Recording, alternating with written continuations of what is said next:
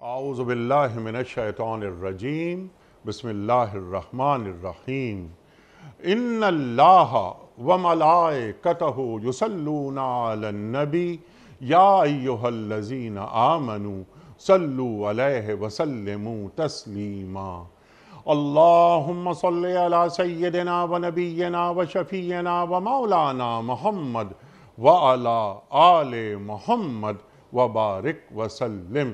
محترم خواتین و حضرات، السلام علیکم۔ پیام صبح کے ساتھ ایک بار پھر حاضر میں ہوں آپ کا میزبان انیق احمد۔ قرآن کریم کے مختلف آیات پر روزانہ گفتگو فرماتے ہیں ہمارے ملک کے جید علماء۔ قرآن کریم کے معنی مفاہیم ہمیں سمجھاتے ہیں، ہماری علمی کمی کو دور فرما دیتے ہیں اور ہمیں بتاتے ہیں کہ اللہ تعالی ہمیں کیسا دیکھنا چاہتا ہے۔ قرآن کریم کے یہ ان آیات کے معنی جب ہم پر واضح ہوتے ہیں تو ہمیں اندازہ ہو جاتا ہے کہ ہم سے کہاں کہاں کوتاہیاں ہو رہی ہیں، اور ہمارے معزز علماء جس طرح ہمیں تعلیم کرتے ہیں، ہمیں درس دیتے ہیں، ہم ان کوتاہیوں کو دور کرنے کی پوری کوشش کرتے ہیں تاکہ ہم اللہ کو وہاں نظر آئیں جہاں اللہ ہمیں دیکھنا چاہتا ہے، اور وہاں سے غیر حاضر نظر آئیں جہاں اللہ ہمیں دیکھنا نہیں چاہتا۔ خواتین و حضرات، سورہ آل عمران آیات 190، 191 اور 192، یہ تین آیات پر آج ہم بات کروائیں گے اپنے ملک کے ایک جید عالم دین سے، سیکھیں گے ان سے۔ اللہ تعالیٰ کیا فرما رہا ہے؟ زمین و آسمان پر غور کرنے کا سبق دیا جا رہا ہے۔ یہ رات اور دن جو آتے ہیں باری باری، ان پر غور کرنے کی بات ہو رہی ہے۔ ہم اپنے معزز مہمان سے یہ پوچھیں گے کہ اللہ تعالیٰ اہل ایمان کو اس انداز سے زندگی گزارنا سکھاتا ہے، زمینی مسائل، زمینی معاملات کو حل کرنا اور پھر آسمانوں کی طرف بھی چلے جانا، تسخیر کرنا اور تمام علوم کو دین کا خادم بنا دینا۔ خواتین و حضرات، بہت ساری باتیں اس ذیل میں آئیں گی، اور کیا ہم زمین و آسمان کو اس انداز سے دیکھتے ہیں یا دیکھ رہے ہیں، اور یہ جو دن اور رات آتے ہیں باری باری، کیا ان پر غور کرتے ہیں یا نہیں کرتے؟ اللہ تعالیٰ فرما رہا ہے کہ یہ وہ لوگ ہیں، یہ وہ اہل ایمان ہیں جو اٹھتے بیٹھتے لیٹتے ہر حال میں اللہ کو یاد کرتے ہیں۔ اب اللہ کو یاد کرنا، اللہ کو یاد کرنے سے کیا مراد ہے یہاں؟ کہ محض زبان سے بس اللہ تعالیٰ کو یاد کر لینا، یا اللہ تعالیٰ کو یاد کرنے کے تقاضے کچھ اور بھی ہیں جو اللہ اور اللہ کے رسول صلی اللہ علیہ وآلہ وسلم کو ہم سے مطلوب ہیں۔ خواتین و حضرات، الذین یذکرون اللہ قیاما وقعودا وعلی جنوبہم ویتفکرون، فکر کرتے ہیں اللہ اکبر۔ خواتین و حضرات، خلق السماوات والارض، زمین اور آسمانوں کی خلقت پر، اور پھر بے اختیار ان کی زبان پہ کیا آ جاتا ہے کہ ربنا ما خلقت ھذا باطلا، اے اللہ تو نے یہ کائنات عبث نہیں بنائی ہے، یہ کائنات الٹ نہیں بن گئی۔ ایک قدیر ہے، خبیر ہے، سمیع ہے، حکیم ہے، جو اس نظام کو چلا بھی رہا ہے، وہ خالق بھی ہے، وہ باری بھی ہے۔ اللہ تعالیٰ یہاں فرماتا ہے پھر یہ کہ اے اللہ تو سبحانک، تو پاک ہے ہر عیب سے، اور فقنا عذاب النار، ہمیں عذاب سے، دوزخ کے عذاب سے دور فرما، اور دوزخ کا عذاب جس کو ملا وہ بہت نقصان میں رہا۔ خواتین و حضرات، بہت ساری باتیں اس ذیل میں آئیں گی، کئی موضوعات ہیں، بہت بڑے بڑے موضوعات ہیں۔ ہم سیکھیں گے اپنے ملک کے ایک ممتاز عالم دین سے، مفسر قرآن سے، تفسیر قرآن بالقرآن آپ کا خاصہ۔ تشریف فرما ہے محترم ڈاکٹر سرفراز احمد آوان صاحب لاہور میں۔ ڈاکٹر صاحب، بڑا ممنون آپ تشریف لائے۔ خواتین و حضرات، ڈاکٹر سرفراز آوان صاحب سے کون واقف نہیں؟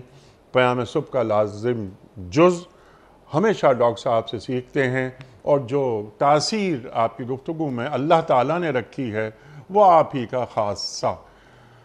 ڈاکٹر صاحب کو خوش آمدید کہتے ہوئے پروگرام کا آغاز اللہ تعالیٰ کے بابرکت نام سے، سورہ آل عمران آیات 190 سے 192۔ اعوذ باللہ من الشیطان الرجیم، بسم اللہ الرحمن الرحیم ان فی خلق السماوات والارض واختلاف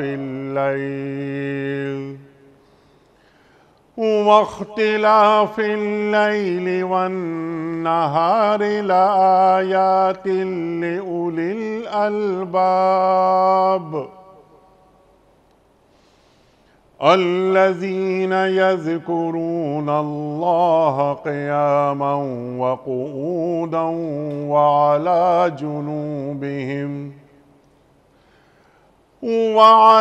جنوبهم ويتفكرون في خلق السماوات والأرض ربنا ما خلقت هذا باطلا سبحانك فقنا عذاب النار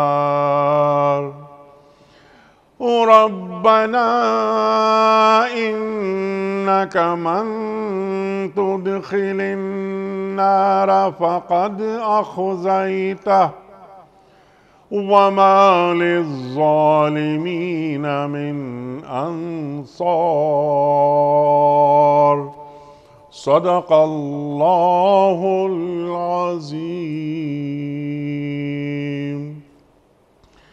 زمین اور آسمانوں کی پیدائش میں اور رات اور دن کے باری باری سے آنے میں ان ہوش مندوں کے لیے بہت نشانیاں ہیں جو اٹھتے بیٹھتے اور لیٹتے ہر حال میں اللہ کو یاد کرتے ہیں اور زمین اور آسمانوں کی ساخت میں غور و فکر کرتے ہیں۔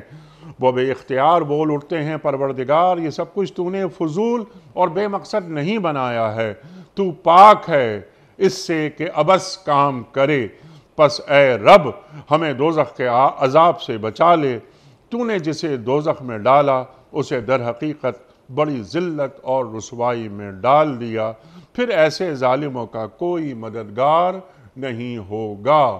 صدق اللہ العظیم۔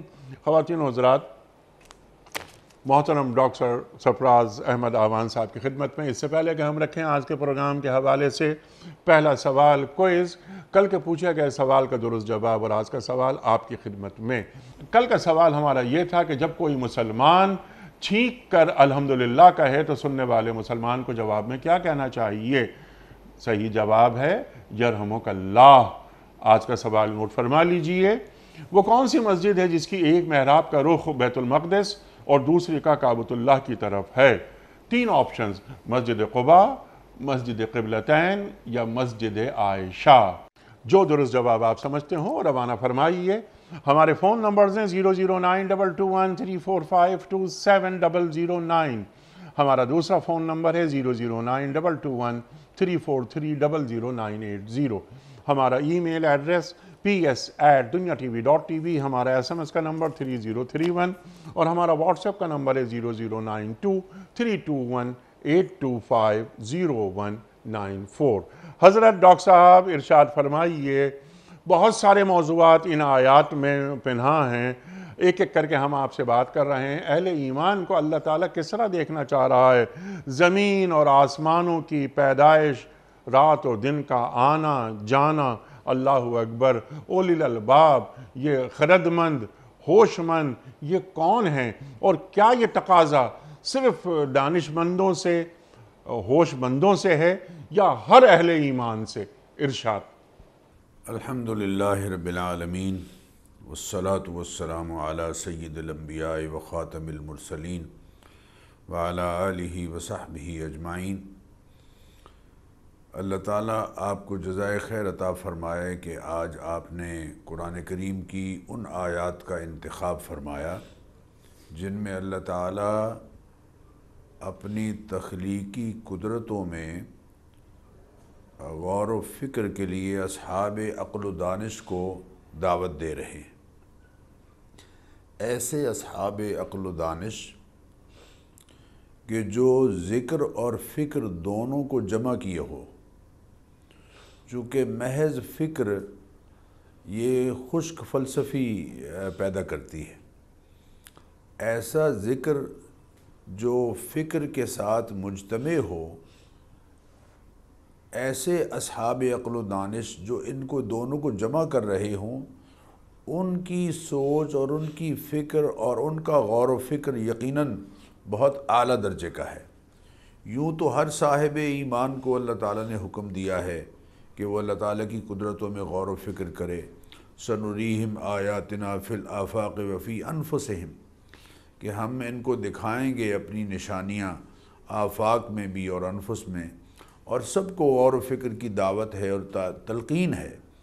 لیکن جو اصحاب عقل و دانش ہیں اور اولو الالباب ہیں، وہ یقیناً ان میں بہت سی ایسی باتیں تلاش کر لیتے ہیں جو نسل انسانی کے لیے آئندہ رہنمائی کا ذریعہ بنتی ہیں یا فائدے کا ذریعہ بنتی ہیں۔ انیق صاحب، اس آیت سے پہلے یعنی آیت نمبر 190 سے پہلے 189 میں اللہ تعالیٰ نے دو باتیں ارشاد فرمائیں۔ ایک ارشاد فرمایا وَلِلَّهِ مُلْكُ السَّمَاوَاتِ وَالْأَرْضِ، کہ آسمان و زمین کا حقیقی اقتدار اور حقیقی ملکیت اللہ تعالیٰ کے لیے ہے، وہی حاکم حقیقی ہے، وہی مقتدر اعلیٰ ہے۔ اور دوسری بات یہ سمجھائی کہ واللہ علی کل شیء قدیر، اللہ تعالیٰ ہر چیز پر قدرت رکھتا ہے، کنٹرول اور دسترس حقیقی طور پر اللہ تعالیٰ کی ہے۔ یہ دو یوں سمجھ لیجئے کہ دعوے ہیں اللہ کا ہر شے کا مالک ہونا اور اللہ تعالیٰ کا ہر چیز پر قادر ہونا، یہ دو دعوے ہیں۔ ان دونوں دعووں کی دلیل کے طور پر اللہ تعالیٰ اس آیت نمبر 190 کو یہاں ذکر فرما رہے ہیں، اور بعض علماء نے اس بات کا تذکرہ فرمایا اس آیت کے شان نزول میں کہ یہود اور نصارہ مسلمانوں سے یہ کہا کرتے تھے کہ دیکھو ہمارے رسولوں نے معجزات کا اظہار کیا، حضرت موسیٰ علیہ السلام پر 9 سے زائد معجزات آئے، اور حضرت عیسیٰ علیہ السلام کے ہاں بھی معجزات یقیناً رہے جن کا تذکرہ قرآن کریم میں بھی ہے۔ تو مسلمانوں سے یہ کہا کرتے تھے کہ تم بھی اپنے نبی علیہ السلام کو دعوت دو اور ان سے درخواست کرو کہ معجزات کا خاص طور پر اظہار فرمائیں۔ چنانچہ مشرکین بھی اور یہود بھی اور دوسرے لوگ مسلمانوں سے یہ تقاضا کرتے رہتے تھے، بلکہ مشرکین نبی کریم علیہ الصلاۃ والتسلیمات کی ذات کریمہ سے یہ مطالبہ کیا کرتے تھے مختلف موقعوں پر کہ آپ معجزات کا اظہار فرمائیں۔ تو اللہ تعالیٰ نے اس آیت کو نازل فرمایا اور یہ سمجھایا کہ حسی اور ظاہری معجزات کا نبی اکرم صلی اللہ علیہ وسلم سے صادر ہونا یہ ضروری نہیں ہے۔ اللہ تعالیٰ کی کائنات کے گوشے گوشے میں پھیلی ہوئی جو قدرتیں ہیں اور اللہ تعالیٰ کی تخلیقی قدرتوں کے جو مظاہر ہیں، یہ خود ایک معجزہ ہیں۔ تم خود ان میں غور کرو۔ ان فی خلق السماوات والارض، آسمان و زمین کے پیدا کرنے میں، واختلاف اللیل والنہار، اور دن اور رات کے اختلاف میں اور اوپر تلے آنے میں بہت ساری نشانیاں ہیں۔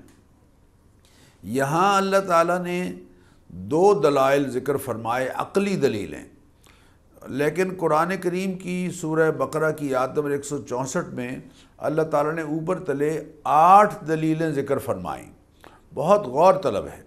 فرمایا ان فی خلق السماوات والارض، آسمان و زمین کے پیدا کرنے میں، ان فی خلق السماوات والارض واختلاف اللیل والنہار، اور دن اور رات کے اختلاف میں، والفلک التی تجری فی البحر بما ينفع الناس، اور یہ جو بڑے بڑے بحری جہاز انسانوں کے فائدے کی چیزیں ایک جگہ سے دوسری جگہ منتقل کر رہے ہیں اور تجارت ہو رہی ہے سمندر کے ذریعے سے،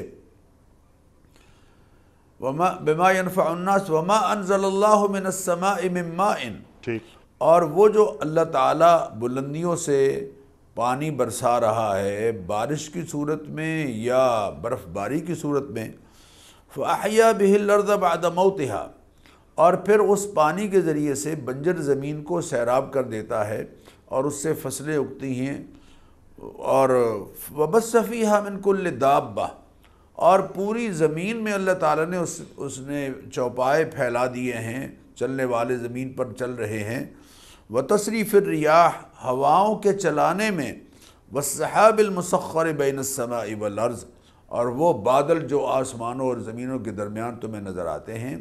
یہ جو 8 نشانیاں ہیں ہماری قدرت کی، ان فی ذالک لآیات لقوم یعقلون، یہ جو ہیں 8 نشانیاں، یہ اصحاب عقل و دانش کے لیے نشانیاں ہیں، معجزے ہیں، اللہ تعالیٰ کی قدرت کا اظہار ہے۔ سبحان اللہ۔ تو گویا سمجھایا یہ جا رہا ہے کہ دیکھو اللہ تعالیٰ کی آفاق اور انفس میں پھیلی ہوئی اور زمین کے گوشے گوشے میں پھیلی ہوئی جو قدرتیں ہیں ان پر تم غور کرو۔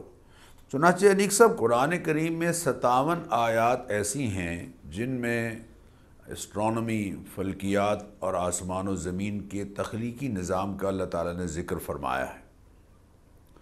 ان میں سے 4 آیات میں اللہ تعالیٰ نے آسمانوں کی وسعت کا ذکر فرمایا۔ سبحان اللہ، سبحان اللہ۔ ان میں سے ایک آیت بلکہ 2 آیات سورہ ملک کی آیت نمبر 3 اور 4 میں ارشاد باری تعالیٰ ہے، الذی خلق 7 سماوات طباقا، اللہ تعالیٰ وہ ذات ہے کہ جس نے 7 آسمان اوپر تلے پیدا کیے، بنائے۔ ما تری فی خلق الرحمن من تفاوت، اے مخاطب تو دیکھے گا کہ کہ آسمان و زمین کی تخلیق میں کسی طرح کا کوئی فرق نہیں ہے۔ فرجع البصر هل تری من فطور، ذرا پھر نظر دوڑاؤ اور غور و فکر کرو کہ کہیں تمہیں کوئی رخنا نظر آتا ہے۔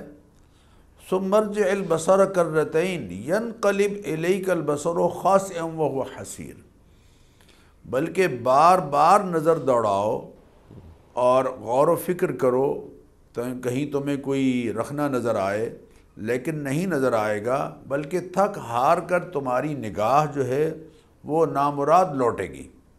یہ آسمان و زمین کی تخلیق کا اور ان کی وسعتوں کا اللہ تعالیٰ نے ذکر فرمایا، اور یہ سمجھایا کہ زمین اور آسمان محض اتفاقات سے وجود میں نہیں آئے، بلکہ ان کے پیدا کرنے میں ایک خاص اللہ تعالیٰ کی ذات عالی کی قدرت کار فرما ہے۔ سبحان اللہ، سبحان یعنی اللہ۔ اشیاء خود بخود نہیں بنتی چلی جاتی، بلکہ ان کا ایک خالق ہے جس نے منظم انداز سے انہیں بنایا ہے، نہ صرف بنایا ہے بلکہ انہیں منظم انداز سے چلا رہا ہے۔ سبحان اللہ۔ انیک صاحب سورہ انبیاء میں اللہ تعالیٰ نے ایک جگہ ارشاد فرمایا ان السماوات والارض کانتا رتقا ففتقناہما، کہ یہ آسمان و زمین آپس میں جڑے ہوئے تھے، ہم نے انہیں کھول دیا۔ چنانچہ اسٹرانومی کے ماہرین نے زمین کی عمر کا حساب لگاتے ہوئے ان کے بقول کائنات میں 13 ارب سال پہلے بگ بینگ کا ایک جو زبردست دھماکہ ہوا، اس کی وجہ سے بے پناہ گیس اور کچرے فضا میں پھیل گئے، اور گھومتے گھومتے 31,42,000 سال بعد ان گیسوں اور کچروں سے ستارے اور کہکشاں پیدا ہوئے۔ ماہرین فلکیات نے جن گیسز کا اور دھوئیں کا ذکر کیا ہے، قرآن کریم میں اللہ تعالیٰ نے بہت پہلے اس کا تذکرہ فرمایا۔ سورہ دخان میں ہے ثم استوى الى السماء وهي دخان فقال لها وللارض ائتيا طوعا او كرها قالتا اتينا طائعين۔ اللہ تعالیٰ فرماتے ہیں کہ پھر اللہ تعالیٰ کی ذات عالی متوجہ ہوئی آسمان کی طرف، اور وہ بالکل دھواں تھا، گیسز تھیں، تو پھر اللہ نے حکم دیا، تو اس حکم کے نتیجے میں فقضاهن 7 سماوات، 7 آسمان اللہ تعالیٰ نے بنا دیے۔ یہ قرآن کریم میں اللہ تعالیٰ نے اس کا ذکر اس انداز سے فرمایا کہ ان گیسز سے اور اس دھوئیں سے آسمان وجود میں آئے۔ پھر ماہرین فلکیات کے خیال میں کائنات کی عمر 13 ارب 82 کروڑ سال ہے۔ اس پورے عرصے میں اربوں ستاروں کے مجموعے کو کہکشاں کہتے ہیں، گلیکسی کہتے ہیں۔ جس گلیکسی میں ہمارا سورج اور چاند ہے اسے ملکی وے کہتے ہیں، اور اس فضا میں 31 قسم کی ملکی وے موجود ہیں، اور ہمارے ملکی وے میں 4 کھرب کے قریب ستارے موجود ہیں۔ انیق صاحب، اللہ تعالیٰ نے قرآن کریم میں ارشاد فرمایا ان اللہ یمسک السماوات والارض ان تزولا، کہ اللہ تعالیٰ نے آسمان و زمین کو تھام رکھا ہے اس سے کہ وہ اپنے مقام سے ہل جائیں۔ گویا یہ سارا نظام جو موجود ہے اس میں زمین بھی اللہ تعالیٰ کی قدرتوں سے رکی ہوئی ہے، تھمی ہوئی ہے، رکی ہوئی نہیں بلکہ اللہ نے تھام رکھا ہے اسے۔ اسی طرح آسمانوں کا سارا نظام بھی اللہ تعالیٰ کے کنٹرول میں ہے۔ سبحان اللہ۔ زمین سورج کے گرد گھومنے والا ایک ستارہ ہے، اور اس میں آپ دیکھیے کہ 29.2% خشکی ہے اور 70.8% جو ہے وہ پانی ہے، لیکن اللہ تعالیٰ نے زمین کے جو مدار ہے اس میں اتنی تیزی رکھی کہ زمین مدار میں 1 سیکنڈ میں 29.78 کلومیٹر دوڑ رہی ہے، اور اپنے محور میں 1 منٹ میں 27.90% کلومیٹر اور 1 گھنٹے میں 1674 کلومیٹر دوڑ رہی ہے۔ یہ سارا نظام جو ہے یہ اللہ تعالیٰ فرماتے ہیں کہ اس میں ذرا غور و فکر کرو کہ کیا یہ سارا کچھ جو ہو رہا ہے یہ خود بخود ہو رہا ہے۔ اسی طرح چاند کا ذکر فرمایا وَسَخَّرَ لَكُمُ الشَّمْسَ وَالْقَمَرَ دَائِبَيْنِ، اللہ تعالیٰ نے تمہارے لیے چاند اور سورج دونوں کو مسلسل سفر میں ڈال دیا ہے۔ چنانچہ چاند دیکھیے اپنی مدار میں گردش کر رہا ہے، اور گردش کرتے کرتے 27 دن 7 گھنٹے 43 منٹ اور 11.5 سیکنڈ یہ اس میں 1 مہینہ پورا گزرتا ہے، اور کبھی بھی فرق نہیں پڑا، کبھی بھی اس میں فرق نہیں پڑا۔ چاند درمیان میں ہو تو زمین سے 3,56,400 کلومیٹر دور ہے، اور چاند زمین کے گرد 1 کلومیٹر کے قریب فی سیکنڈ دوڑ رہا ہے، اور کبھی اس کو اوور ہالنگ کی ضرورت نہیں پڑی۔ آخر یہ کون چلا رہا ہے نظام؟ یقیناً اللہ تعالیٰ کی ذات عالی اس نظام کو چلا رہی ہے۔ اس کے اگلا جملہ ہے وَاخْتِلَافِ اللَّيْلِ وَالنَّهَارِ، کہ دیکھو رات دن اور دن کے اختلاف میں بھی غور و فکر کرو، کہ سورج کا ذکر کرتے ہوئے ارشاد فرمایا وَجَعَلْنَا سِرَاجًا وَهَّاجًا، کہ ہم نے سورج کو بھڑکتی ہوئی آگ بنایا ہے، یعنی ایک دہکتا ہوا آگ کا بگولا ہے ایک سورج، جس میں 73.646 ہائیڈروجن گیس ہے۔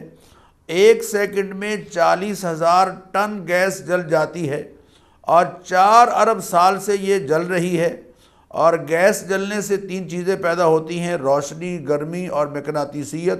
اور گرمی اور روشنی میں جو ایک تناسب اللہ تعالیٰ نے رکھا ہے کہ سورج کی روشنی ہم تک 8 منٹ 19 سیکنڈ میں پہنچتی ہے، اور روشنی کی رفتار کیا ہے؟ 3 لاکھ کلومیٹر فی سیکنڈ۔ اگر ذرا سی بھی سورج کی روشنی کم پہنچے ہم تک تو ساری زمین بالکل برف کے ساتھ منجمد ہو کے رہ جائے، اور اگر سورج کی روشنی تیز ہو جائے تو یقینی بات ہے زمین کی جو نباتات ہیں وہ جلنی شروع ہو جائیں اور انسانوں کے لیے جینا مشکل ہو جائے۔ یہ جو اللہ تعالیٰ نے سورج اور زمین میں ایک فاصلہ رکھا ہے، اس میں ایک تناسب جو اللہ تعالیٰ کی طرف سے مہربانی اور قدرت ہے، اس میں غور و فکر کرو کہ سورج زمین سے 14 کروڑ 95 لاکھ کلومیٹر دور ہے، بلکہ انیق صاحب ایک کے بعد اگر 30 مرتبہ صفر لگائیں تو جو عدد بنے گا، وہ جو وزن بنے گا وہ سورج کا وزن ہے، اور سورج کی سطح 60 کھرب کلومیٹر ہے، اور مدار میں جو ایک اللہ تعالیٰ نے اس کی رفتار رکھی ہے وہ 220 کلومیٹر فی سیکنڈ ہے۔ وَالشَّمْسُ تَجْرِي لِمُسْتَقَرٍّ لَهَا، کہ سورج چل رہا ہے اپنی قرار گاہ کی طرف، اور وَسَخَّرَ الشَّمْسَ وَالْقَمَرَ كُلٌّ يَجْرِي إِلَىٰ أَجَلٍ مُّسَمًّى، اور پھر سورج کا 23 ستمبر سے گھٹنا اور 21 مارچ سے بڑھنا، اور دن اور رات کے اوقات میں جو تبدیلی ہے، اور پھر درمیان میں 2 وقت سال میں ایسے آ جائیں کہ 12 گھنٹے دن اور 12 گھنٹے رات، یہ سارے کا سارا نظام اللہ تعالیٰ فرما رہے ہیں کہ اس میں غور و فکر کرو، یہ خود بخود نہیں ہو رہا، یہ اللہ کی تخلیقی قدرتوں اور اس کے فیصلوں اور اس کے حکم کے تحت ہو رہا ہے۔ سبحان اللہ، سبحان اللہ، سبحان اللہ۔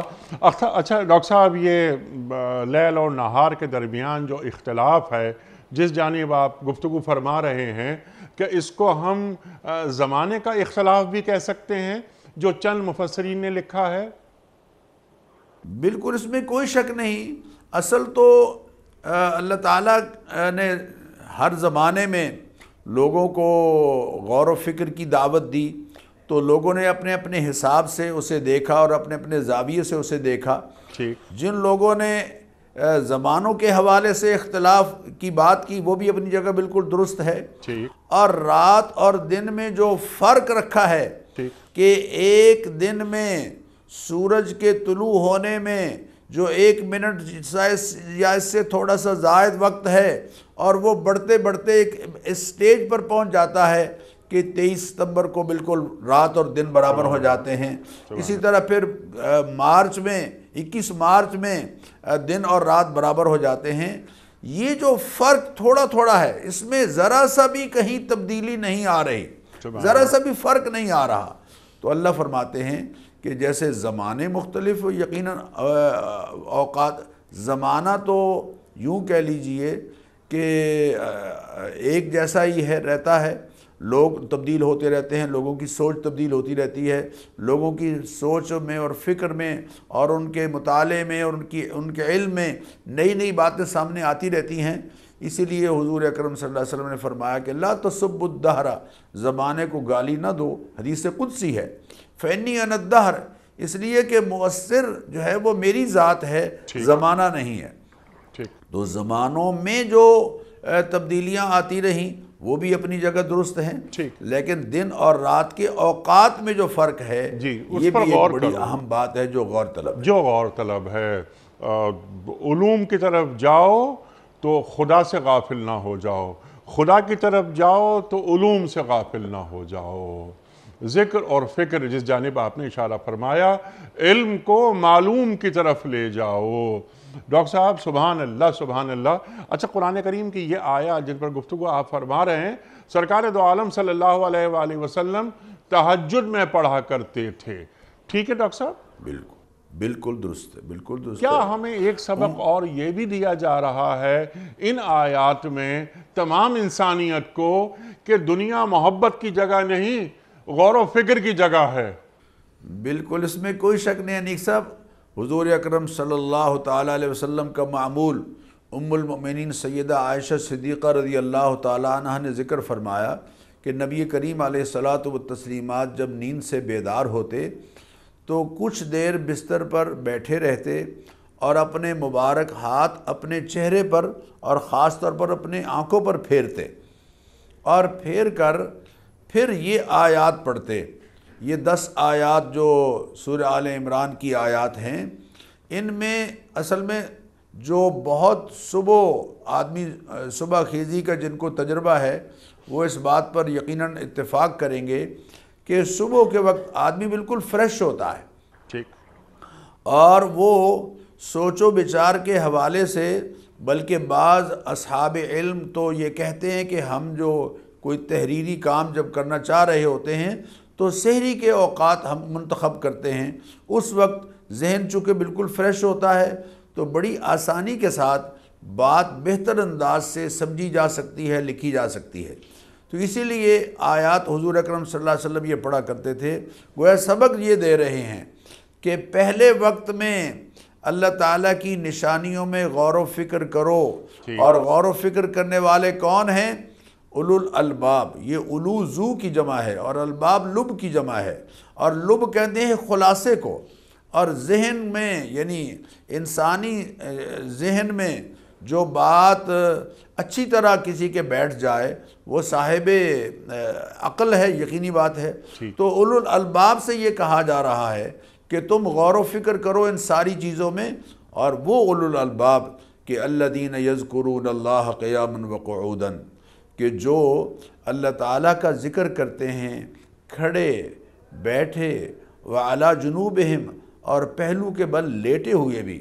یہاں ذکر کی بات آپ فرما رہے تھے، ذکر کا ایک معنی تو یہ ہے یقیناً کہ اللہ تعالیٰ کو یاد کیا جائے، اللہ تعالیٰ کے مبارک ناموں کے ساتھ اس کو یاد کیا جائے۔ وَاذْكُرْ اسْمَ رَبِّكَ وَتَبَتَّلْ إِلَيْهِ تَبْتِيلًا، اللہ تعالیٰ کے نام کا ذکر کر۔ سبح اسم ربک الاعلیٰ، وسبح باسم ربک العظیم، اللہ تعالیٰ کے اسم عظیم کا ذکر کیجئے، رب اعلیٰ کے نام کا ذکر کیجئے۔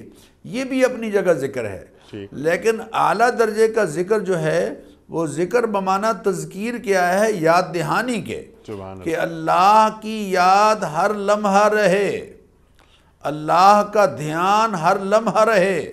آدمی کسی بھی کیفیت میں ہو، وہ کاروبار کر رہا ہے، وہ معاملات کر رہا ہے، وہ اکیلا ہے، خلوت میں ہے، جلوت میں ہے، اجتماع میں ہے، یا انفرادی زندگی گزار رہا ہے، اور کسی بھی شعبے سے اس کا تعلق ہے، اسے ہر لمحے اللہ تعالیٰ کا دھیان رہے۔ جج جب قلم فیصلہ کر رہا ہے تو اللہ اس کو مستحضر ہو۔ اسی طرح استاذ جب اپنی ڈیوٹی سر انجام دے رہا ہے تعمیر انسانیت کی، تو اس اللہ تعالیٰ کی ذات عالی کا استحضار اسے نصیب ہو۔ وَهُوَ مَعَكُمْ أَيْنَمَا كُنْتُمْ، تم جہاں کہیں بھی ہو اللہ تمہارے ساتھ ہے۔ یہ جو اللہ کی تذکیر ہے یہ بھی ذکر ہے اللہ تعالیٰ کا، اور بلکہ اعلیٰ درجے کا ذکر ہے۔ سبحان اللہ۔ وَالَّذِينَ يَذْكُرُونَ اللَّهَ قِيَامًا وَقُعُودًا وَعَلَى جُنُوبِهِمْ، کہ وہ کسی بھی حالت میں ہوتے ہیں، کھڑے ہوں، بیٹھے ہوں، لیٹے ہوں، اللہ کا دھیان انہیں نصیب ہوتا ہے۔ ٹھیک ہے ڈاکٹر صاحب، اب میں آپ سے یہ بھی پوچھوں گا کہ اب ہمارا عمل کیا ہے؟ جس انداز سے آپ نے ہمیں تعلیم کیا، کیا ہم دنیا کو اس انداز سے دیکھ رہے ہیں، یعنی اس کائنات کو ہم اس انداز سے دیکھ رہے ہیں؟ میں نے ایک سوال درمیان میں یہ بھی رکھا تھا کہ دنیا سے محبت یا دنیا پر غور و فکر؟ اللہ اکبر، ہم دنیا سے محبت کرنے میں لگتا ایسا ہے کہ زیادہ مبتلا ہو گئے ہیں ان چیزوں میں، لیکن جو ذکر ہے، یہ ذکر کی کئی قسمیں ہیں۔ ایک تو جیسا آپ نے فرمایا کہ ذکر محض زبان سے یا قلب سے، کہ میرے قلب میں عظمت الہی پیوست ہو جائے کہ ہاں میں اللہ کی عظمت کے لیے اپنے جوارے سے گواہی دوں گا۔ تو فَاذْكُرُونِي أَذْكُرْكُمْ أَقِمِ الصَّلَاةَ لِذِكْرِي، تو یہ ذکر کو ذرا سا کھولیے، کس انداز سے ہم کائنات کو دیکھیں، ہمارا رویہ کائنات کی جانب کیسے ہو، ہم اٹھتے بیٹھتے لیٹتے کروٹ بدلتے کیا ہم اللہ کو یاد کر رہے ہیں؟ اگر نہیں کر رہے تو ہمارا رویہ کیا ہونا چاہیے؟ میں آپ سے عرض کروں انیق صاحب کہ ہمارے ہاں جو روایتی طور پر عبادات بجا لائی جاتی ہیں، مثلاً آپ دیکھیں کہ نماز ہے، روزہ ہے، حج ہے، زکوٰۃ ہے، ہر جگہ آپ دیکھیں گے کہ ذکر کا لفظ ضرور آئے گا۔ مثلاً وَأَقِمِ الصَّلَاةَ لِذِكْرِي، اے حبیب صلی اللہ علیہ وسلم، حضرت موسیٰ علیہ السلام سے اللہ تعالیٰ فرما رہے ہیں کہ اے موسیٰ علیہ السلام، اقم الصلاۃ لذکری، آپ نماز قائم کیجئے میرے ذکر کے لیے۔ سبحان اللہ۔ فَإِذَا قَضَيْتُمُ الصَّلَاةَ فَاذْكُرُوا اللَّهَ قِيَامًا وَقُعُودًا وَعَلَى جُنُوبِكُمْ، نماز میں بھی اللہ تعالیٰ کا دھیان اور ذکر، بلکہ سبحان اللہ حضور اکرم صلی اللہ علیہ وسلم نے جو احسان کی تعریف کی اس میں یہ سمجھایا کہ ان تعبد اللہ کأنک تراہ، اللہ تعالیٰ کی عبادت تو اس طرح سے کرے گویا تو اللہ کو دیکھ رہا ہے۔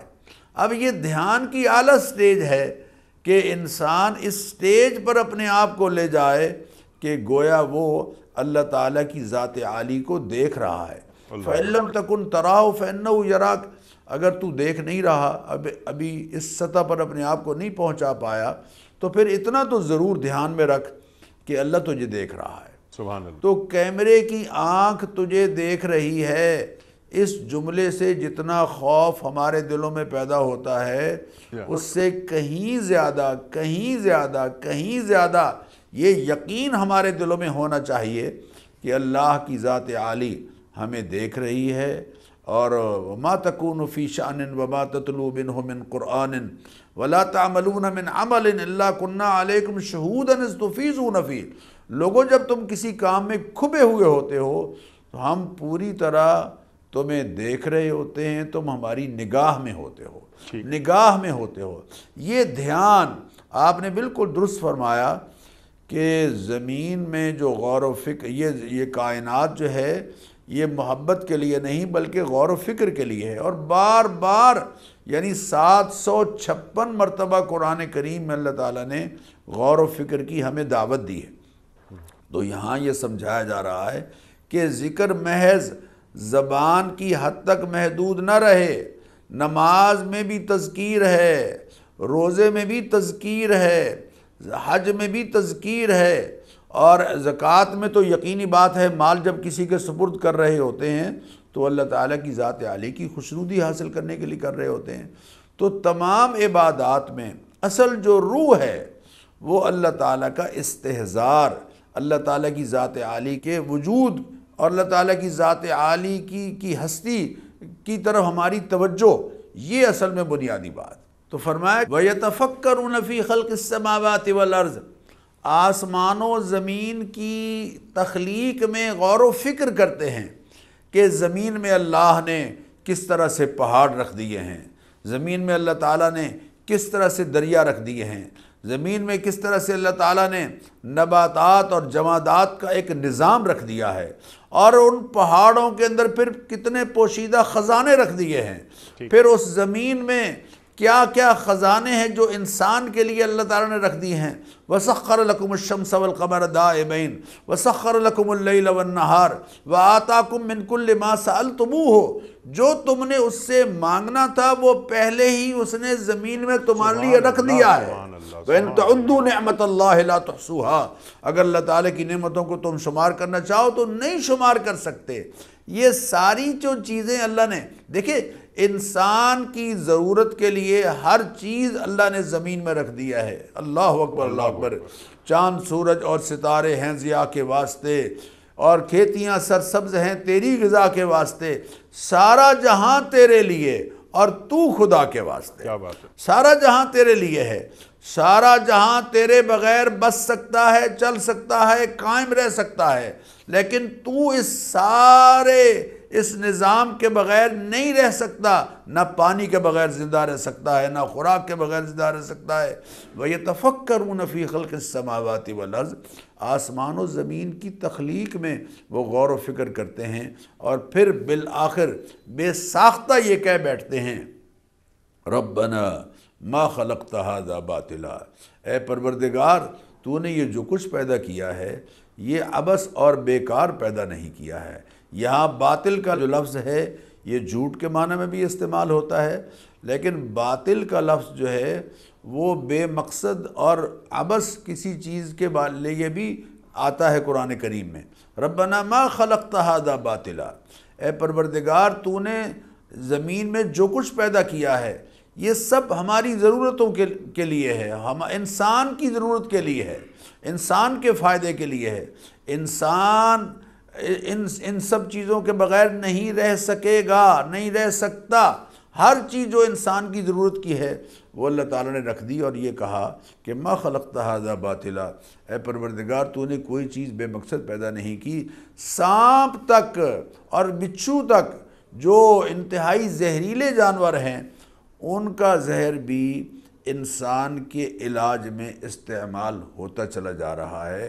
چیونٹیوں سے لے کر سانپ تک، اور فضا میں جو پرندے ہیں اور بلکہ جو درندے ہیں، کوئی مخلوق ایسی نہیں ہے جو کسی بھی حوالے سے ہمارے لیے کسی نہ کسی سٹیج پر ہمارے لیے فائدہ مند نہ ہوتی ہو۔ اسی لیے اللہ تعالیٰ فرما رہے ہیں کہ وہ غور و فکر کرنے والے بار بار یہ کہتے ہیں کہ اے پروردگار کوئی چیز تو نے بے مقصد پیدا نہیں کی، بس اتنی التجا ہے کہ ہمیں ان میں غور و فکر کی توفیق دے، اور اس غور و فکر کے نتیجے میں اپنی معرفت کی توفیق دے، اپنی پہچان کی توفیق دے۔ ہم چیزوں پر اپنی نگاہ نہ روک لیں، ہم مخلوق پر اپنی نگاہ نہ روک لیں، بلکہ مخلوق کی پر نگاہ ڈالتے ہوئے خالق کی طرف ہماری نگاہ۔ سبحان اللہ، اور ہم حقیقت تک پہنچیں۔ اللہم ارینی حقائق الاشیاء کما ہے، اللہ کے رسول دعا مانگ رہے ہیں صلی اللہ علیہ وآلہ وسلم کہ اے اللہ مجھے اشیاء کی حقیقت بتا دے جیسا کہ وہ ہیں۔ سبحان اللہ، معرفت کی جو بات آپ نے ڈاکٹر صاحب فرمائی، کہ چیزوں کی معرفت ہو۔ میں نے ایک سوال رکھا تھا درمیان میں، سوالات بہت سارے ہیں ڈاکٹر صاحب، وقت بھی ختم ہو رہا ہے، کہ جس انداز سے کائنات کو دیکھنے کا اللہ تعالیٰ اولی الالباب سے ذکر کر رہا ہے، کیا ہمارے پاس صاحبان علم و دانش کائنات کو اس انداز سے دیکھ رہے ہیں؟ نہیں دیکھ رہے۔ اس کی وجہ کیا ہے؟ پھر جب وہ دیکھتے ہیں کائنات کو، ایک بندہ مومن جب ایک جانور بھی دیکھتا ہے آسمان کو، زمین کو، لیکن اہل ایمان جب آسمان کو دیکھتے ہیں تو ان کا زاویہ نگاہ بالکل مختلف ہوتا ہے۔ تو وہ زاویہ نگاہ کیسے پیدا کیا جائے؟ یہ ربنا ما خلقت ھذا باطلا سبحانک فقنا عذاب النار، یہ تو نتیجہ نکل کے آ رہا ہے کہ اے اللہ تو نے یہ سب کائنات عبث پیدا نہیں کی، تو پاک ہے ہر عیب سے۔ اور پھر جواب دہی کا احساس اور دوزخ کی آگ سے نجات کہ اے اللہ تو ہمیں معاف کر دے، ہمیں اس آگ سے بچا لے۔ تو اس انداز سے کائنات کو دیکھنا، یہ اس کا طریقہ کار کیا ہوگا؟ کیا ہمارے ایک عام آدمی نہیں، جو اہل دانش ہیں، کیا وہ بھی اس انداز سے کائنات کو دیکھ رہے ہیں؟ ڈاکٹر صاحب ایک پروگرام میں آپ نے فرمایا تھا، مجھے آپ کا جملہ یاد ہے، کہ کیا ہم کسی پھول کو جب دیکھتے ہیں تو کیا ہمارے ذہن میں یہ بات آتی ہے کہ ان کی جڑوں میں خوشبو کی پڑیاں کون چھوڑ کے جاتا ہے؟ یہ آپ نے فرمایا تھا کوئی 1-1.5 سال پہلے، میرے حافظے میں آپ کا جملہ اٹک گیا۔ تو اس انداز سے دیکھنا ہے، ہم ایک اچھا سین دیکھتے ہیں، ایک اچھا منظر دیکھتے ہیں، کسی تفریحی مقام پہ جاتے ہیں، بہت تعریف کرتے ہیں، لیکن کیا ہمیں اللہ یاد آتا ہے؟ ارشاد۔ اصل میں جب ہماری سوچ مادے تک محدود رہے گی اور ہم یہ کہیں گے کہ مادے کے نتیجے میں ہی یہ سارا کچھ آگے بکھرتا چلا گیا ہے اور خود بخود بنتا چلا گیا ہے، تو یقین کیجئے ہم اللہ تعالیٰ کی معرفت نہیں حاصل کر پائیں گے۔ اللہ تعالیٰ کی معرفت کے ذرائع ہیں یہ سارے۔ اللہ دیکھیں نا، ایک پتا ہے، اگر اونٹ کھاتا ہے تو اس سے مینگنی باہر نکلتی ہے، اور اگر وہی پتا ہرن کھاتا ہے تو اس کے نافے میں خوشبو پیدا ہوتی ہے۔ یہ خوشبو کو اللہ نے بدل دیا، اس کے خون کو خوشبو کے ساتھ بدل دیا، اور ایک ہی خوراک، ایک قسم کی خوراک مختلف جانور کھا رہے ہیں اور ان سے الگ الگ چیزیں میسر آ رہی ہیں۔ اللہ تعالیٰ ارشاد فرما رہے ہیں یخرج من بطونہا شراب مختلف الوانہ۔ دیکھو یہ جو شہد کی مکھیاں ہیں، یہ ان سے تمہیں ایسا مشروب حاصل ہو رہا ہے کہ جس کا رنگ مختلف ہے اور جس کے ذائقے مختلف ہیں، اور فیہ شفاء للناس، اس میں اللہ نے شفا رکھ دی ہے۔ اور مویشیوں کے بارے میں ارشاد فرمایا کہ من بین فرس ودم لبنا خالصا سائغا للشاربین۔ کبھی غور تو کرو یار کہ گائے کو تم سبز چارہ کھلا رہے ہو، گائے کو تم کھل بنولا کھلا رہے ہو، گائے کو تم توڑی کھلا رہے ہو اور بھوسا کھلا رہے ہو، لیکن گوبر اور خون کے درمیان میں سے یہ سفید دودھ کی نہریں جو جاری ہو رہی ہیں، یہ کون ہے جو دودھ کی نہریں جاری کر رہا ہے، جس میں خون ملنے نہیں دیتا، جس میں گوبر کی بو نہیں ملنے دیتا، بلکہ پاکیزہ اور صحت کے لیے مفید ترین چیز دودھ کی صورت میں میسر کر رہا ہے۔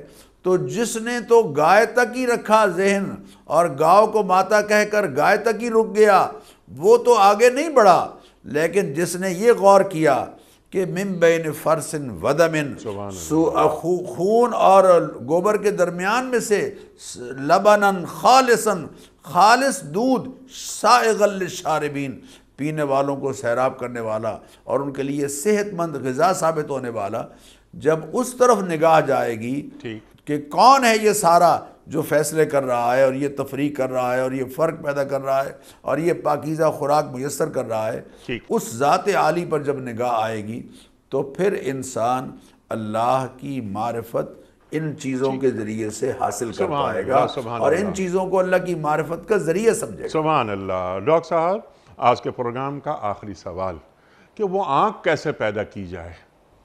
ارشاد۔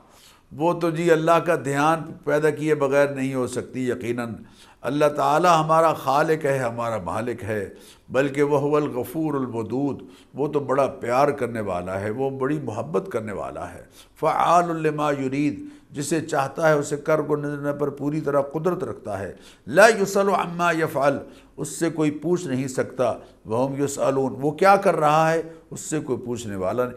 یہ ساری قدرتیں اور ساری وہ صفات جو اللہ تعالیٰ نے قرآن کریم میں اپنی بیان فرمائی ہیں، اور نبی کریم علیہ الصلاۃ والتسلیمات نے اللہ تعالیٰ کا تعارف جن صفات کے ساتھ کرایا ہے، جب تک ہم ان میں اپنی نگاہ نہیں ڈالیں گے، ان میں غور و فکر نہیں کریں گے، تب تک یقینی بات ہے اللہ تعالیٰ کی ذات عالی کا یقین ہمیں نصیب نہیں ہوگا۔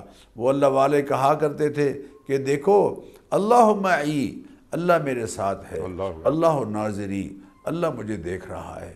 جب یہ کیفیت ہم بار بار اپنے ذہن میں لائیں گے، اللہ سے تعلق کسی اللہ والے کے ساتھ بیٹھ کر، ان کی مجلس میں بیٹھ کر، ان سے رہنمائی لیتے ہوئے، ان سے کسب فیض کرتے ہوئے جب یہ اس طرف ہم بڑھیں گے اور اللہ کی پہچان اور معرفت نصیب ہوگی، تو پھر یقیناً ہر چیز جس پر ہماری نگاہ پڑے گی وہ ہمیں اللہ تعالیٰ کی طرف ہی لے کے جائے گی۔ سبحان اللہ، سبحان اللہ۔ اور اللہ تعالیٰ آخر میں فرما رہا ہے، دوزخ سے بچاؤ کی بات ہو رہی ہے۔ جس کو دوزخ میں ڈالا گیا در حقیقت بڑی ذلت اور رسوائی میں ڈال دیا گیا۔ تو تمام یہ چیزیں کائنات کو دیکھو اور اپنی آنکھوں کو ان چیزوں کو دیکھنے کا اہل بناؤ، لیکن ذہن میں یہ بات رکھو۔ درمیان میں ایک بات میں نے عرض کرنے کی کوشش کی تھی، اس پر بات نہیں ہو سکی کہ علوم حاصل کرو، لیکن علوم کا حصول اللہ کی یاد سے غافل نہ کر دے۔ اللہ کی یاد اتنی زیادہ دل میں میرے ہو کہ میں علوم سے غافل ہو جاؤں، یہ بھی اللہ نہیں چاہتا۔ علوم میں ترقی کسی قسم کا کفر نہیں ہے، ٹھیک ہے ڈاکٹر صاحب؟ بے شک بے شک۔ لیکن جہنم کی آگ سے بچنا یہ ہمیشہ پیش نظر رکھا جائے۔ اللہ تعالیٰ یہاں آیت نمبر 192 آل عمران میں یہ بات فرما رہا ہے، جہنم کی آگ سے بچ گئے، من یصرف عنہ یومئذ فقد رحمہ۔ ٹھیک ہے ڈاکٹر صاحب؟ بے شک بے شک بے شک بے شک۔ تو دوزخ کی آگ سے بھی اللہ ہم سب کو محفوظ رکھے۔ میں آپ کا بڑا شکر گزار ہوں ڈاکٹر صاحب، آپ تشریف لائے، اور جب بھی آپ تشریف لاتے ہیں آپ کو معلوم ہے اور ہمیں معلوم ہے کہ ہم آپ سے بہت سیکھتے ہیں۔ ہم سب، ہمارے محترم ناظرین آپ سے بہت محبت کرتے ہیں۔ جب بھی آپ ہمارے پروگرام میں آتے ہیں ہمارے پاس میلز کا ایک تانتا لگ جاتا ہے، اور جو سب آپ کے عشاق میں شامل ہیں۔ خواتین و حضرات، وقت یہاں مکمل ہوا ہمارے آج کے پروگرام کا۔ سورہ آل عمران آیات 190، 191 اور 192 ڈاکٹر سرفراز امان صاحب نے اس پر گفتگو فرمائی۔ ہم نے بہت سیکھا۔ اللہ تعالیٰ کی معرفت حاصل کی جائے، جو ڈاکٹر صاحب نے فرمایا، اللہ تعالیٰ کی معرفت حاصل کرنے کے بعد کائنات کو دیکھا جائے تو پھر کائنات کے دیکھنے کا انداز بدل جاتا ہے، زاویہ نگاہ بدل جاتا ہے، ہم خالق سے ایک رشتہ جوڑ لیتے ہیں۔